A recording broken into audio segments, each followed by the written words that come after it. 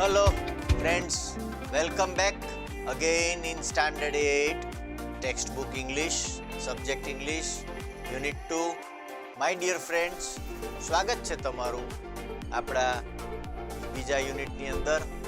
ઇંગ્લિશનો આ લેસન ચલાવતા પહેલાં ફરી એકવાર ઇંગ્લિશના મહાવરા માટે, રીડિંગ માટે, લિસનિંગ, સ્પીકિંગ માટે હંમેશા ટેક્સ્ટબુક પાસે રાખો, સ્ક્રીન ઉપર ધ્યાન રાખો અને પેન્સિલ હાથમાં રાખો.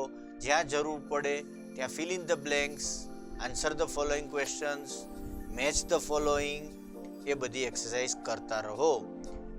પાઠશાલાની અંદર આ વિડીયોઝ ને એક્ટિવિટીઝ તમે જો ધ્યાનથી બે વાર સાંભળો તો તમને ઘણું બધું અંગ્રેજી એની મેળે જ આવડી જાય.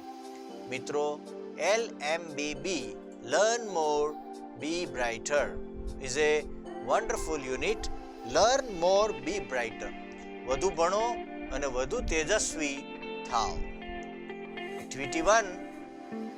Now, સૌથી પહેલા એક મજાની પોયમ છે, એમાં આપણે જોઈએ listen, recite and enjoy the poem.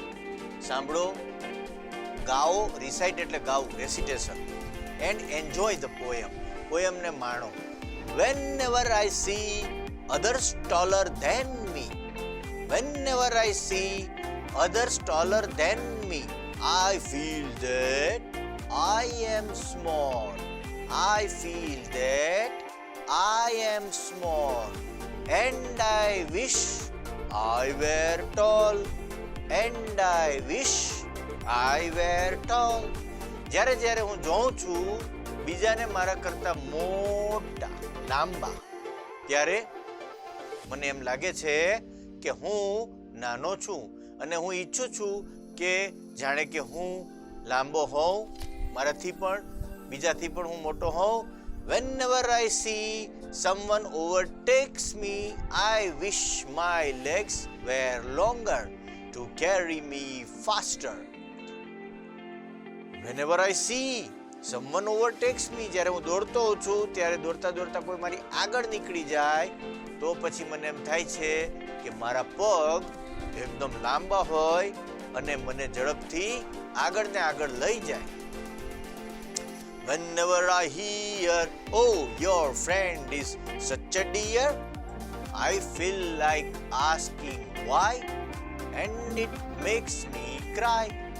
જ્યારે હું સાંભળું છું કે your friend is such a dear, તમારો મિત્ર આટલો વહાલો, સુંદર છે, I feel like asking, તો મને એમ થાય મારા મનમાં કે કેમ ભાઈ, and it makes me cry, અને મને આંખમાં આંસુ આવી જાય છે, રડવું આવી જાય છે. Then comes my mother who says, don't bother, I love you dear, the words I am happy to hear. તો જ્યારે કોઈ એમ કે તમારો મિત્ર એ વાલો છે તો હું એમ કહું છું કે કેમ, ત્યારે મારી માં આવે છે અને મારે મધર મને કહે છે ડોન્ટ બોધર.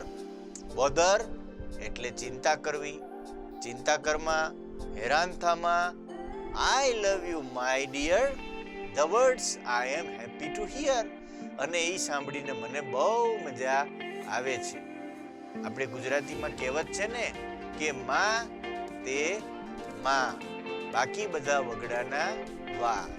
ચાલો ફરી એકવાર આપણા unit 2 LMMB English textbook standard 8ની આ પ્રવૃત્તિ ફરી ઝડપથી કરીએ. Listen, recite and enjoy them. સાંભળો, ગાઓ અને મજા માણો. Whenever I see, તમારે મારી સાથે ગાવાનું છે. Whenever I see others taller than me, I feel that I am small, and I wish I were tall. Whenever I see someone overtakes me, I wish my legs were longer to carry me faster. Whenever I hear, oh, your friend is such a dear, I feel like asking why, and it makes me cry. Then comes my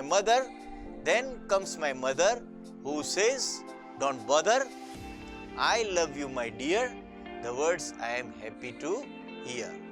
મિત્રો, કવિતાની અંદર એક નવી વાત પણ તમને જણાવું કે દરેક લીટી પૂરી થાય ત્યાં જે એન્ડમાં શબ્દો હોય એને રાઇમિંગ વર્ડ્સ કહેવાય. કેવા વર્ડ્સ કહેવાય? Rhyming words. રાઇમિંગ વર્ડ્સ એટલે એ રાઇમ કરે અને રાઇમિંગ વર્ડ સાંભળતા આપણને મ્યુઝિક જનરેટ થાય. See me, small tall. See me, longer faster. Here, dear. Why? Cry. Mother, bother. Dear, here. So, these are the rhyming words and enjoy learning this.